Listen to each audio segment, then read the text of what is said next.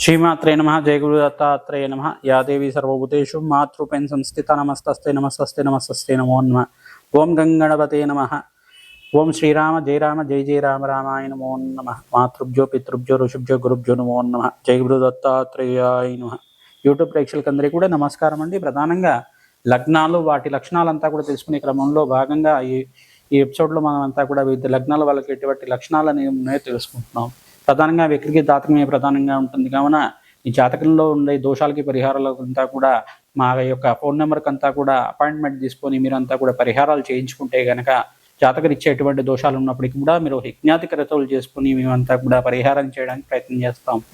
ప్రధానంగా ఈ యొక్క వృశ్చిక లగ్న జాతకులంతా కూడా ఎటువంటి పరిహారాలు ఉంటాయో తెలుసుకుంటున్నాం. వృశ్చిక లగ్న జాతకులంతా కూడా ఈ యొక్క చంచలమైన స్వభావంతో మూర్ఖవత్వమైన స్వభావంతో ఉంటారు.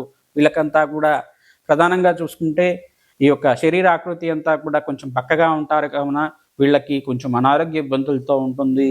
వీళ్ళు ప్రధానంగా చూసుకుంటే ఈ యొక్క మనోధైర్యంతో జీవనం చేస్తుంటారు. మనోధైర్యం బాగా ఎక్కువ ఉంటుంది. చంచలం అనేది ఉన్నప్పటికీ కూడా మనోధైర్యంతో ప్రతి కార్యం కష్టపడి సంపాదించాలనే గుణం అనేది ఉంటుంది. కీర్తివంతులు సాత్వికమైన గుణంతో ఉంటారు. ప్రశాంతమైన చిత్తంతో ఉంటారు. కానీ పరిహారం అంతా కూడా చెప్పడం ఉంటుంది. కొద్దిగా వీళ్ళకి కోపం కూడా ఎక్కువగా వస్తుంది, కానీ ప్రశాంతమైన జీవితం జీవిస్తూ ఉంటారు. అల్ప సంతోషులుగా ఉంటారు. వీళ్ళంతా కూడా ధనవంతులుగా కీర్తి గణిస్తూ ఉంటారు. వ్యాపార లక్షణాలు అనేవి ఉంటాయి వీళ్ళకంతా కూడా.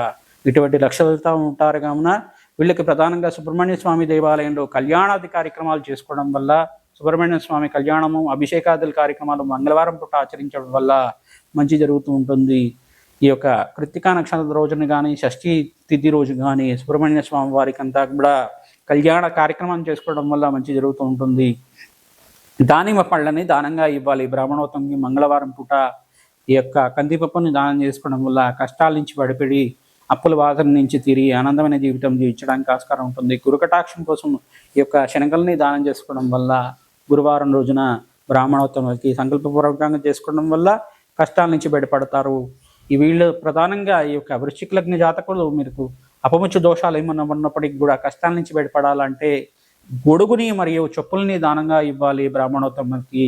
ఇదంతా కూడా చిత్రగుప్తుడికి ప్రీతికరంగా ఇస్తూ ఉంటారు కావున ఎవరైతే కష్టాల నుంచి బయటపడడానికి ఈ యొక్క నల్ల గొడుగు కానీ చెప్పుల్ని కానీ దానంగా చేస్తూ ఉంటారు, కష్టాల నుంచి బయటపడతారు. ప్రధానంగా తెల్ల గుమ్మడికాయని దానం చేసుకుంటూ ఉండాలి. ఎవరైతే తెల్ల గుమ్మడికాయని అంతా కూడా బూడిద గుమ్మడికాయని కూష్మాండ దానం అంటారు. దీన్నంతా కూడా కలభైరవ దేవాలయంలో కానీ శివాలయంలో కానీ దానంగా ఇస్తుంటారు. ఈ యొక్క బ్రాహ్మణోత్తములకి కష్టాల నుంచి బయటపడి ఆనందమైన జీవితం జీవించడానికి ఆస్కారం ఉంటుంది. శ్రీమాత్రే నమః నామాన్ని జపం చేసుకోండి. ఓం శరవణ భవాయ నమః.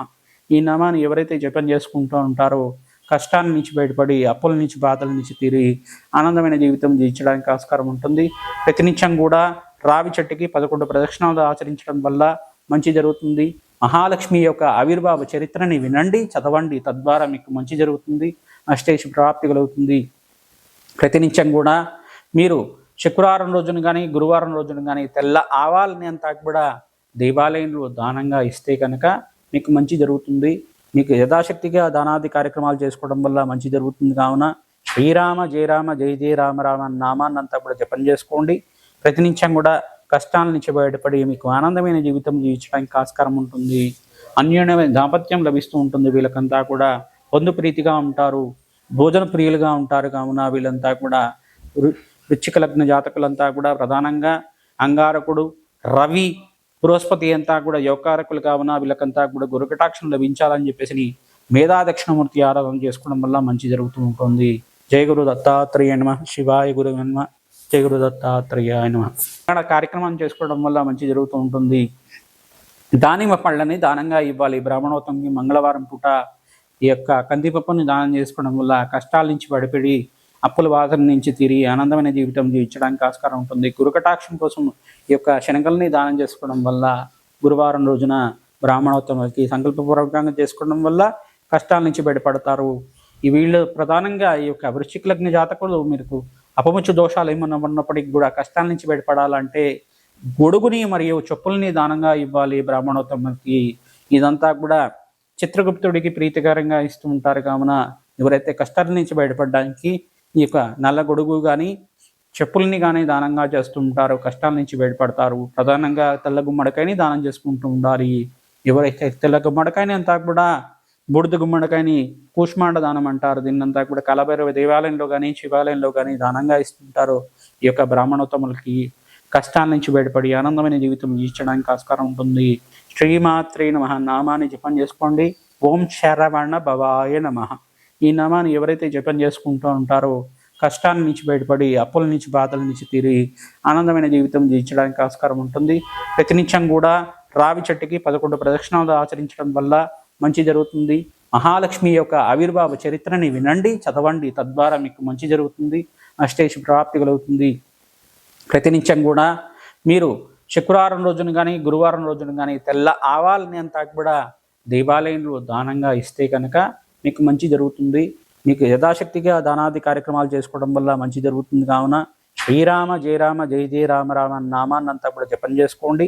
ప్రతినిత్యం కూడా కష్టాల నుంచి బయటపడి మీకు ఆనందమైన జీవితం జీవించడానికి ఆస్కారం ఉంటుంది.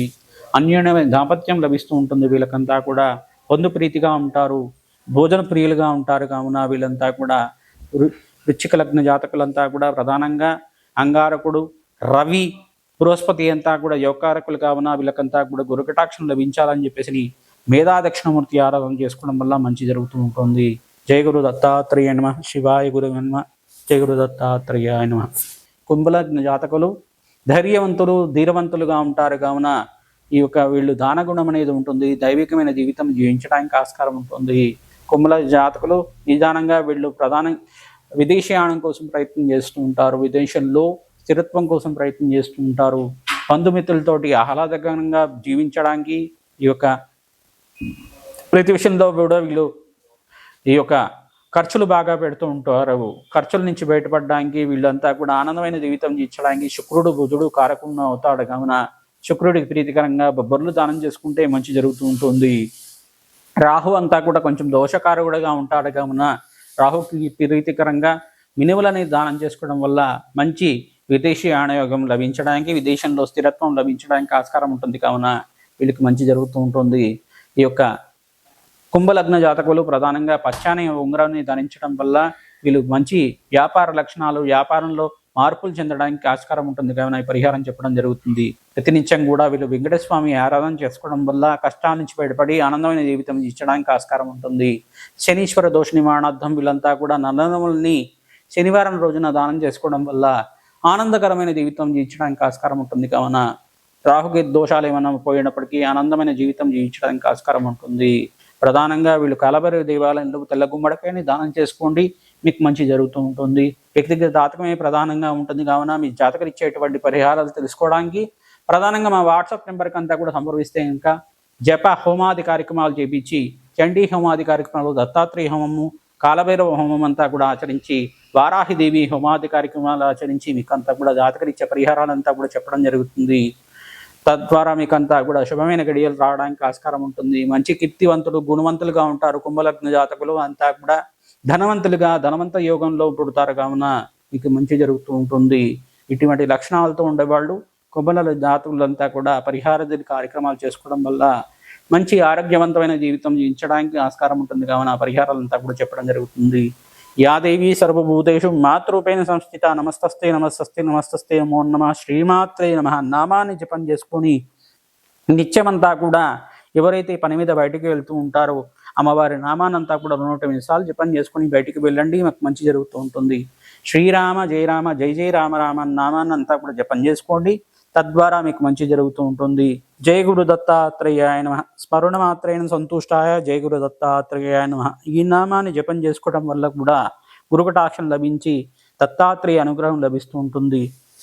ఈ యొక్క పరిహారాలను అంతే కూడా చేసుకోవడం వల్ల దేవి భాగవతాన్ని కానీ ఖడ్గమాల స్తోత్రాన్ని కానీ పఠనం చేసుకోవడం వల్ల కూడా మీకు చాలా మంచి యోగకరమైన జీవితం జీవించడానికి ఆస్కారం ఉంటుంది.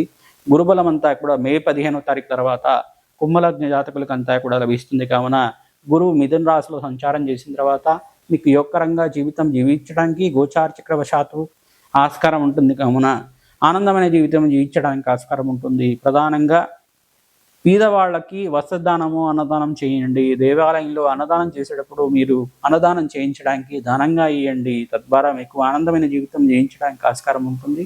శ్రీమాత్రే నమః శ్రీవాయుగురువే నమః యా దేవీ సర్వభూతేషు మాతృమే సంస్థితా నమస్తస్తే నమస్తస్తే నమస్తస్తే నమో నమః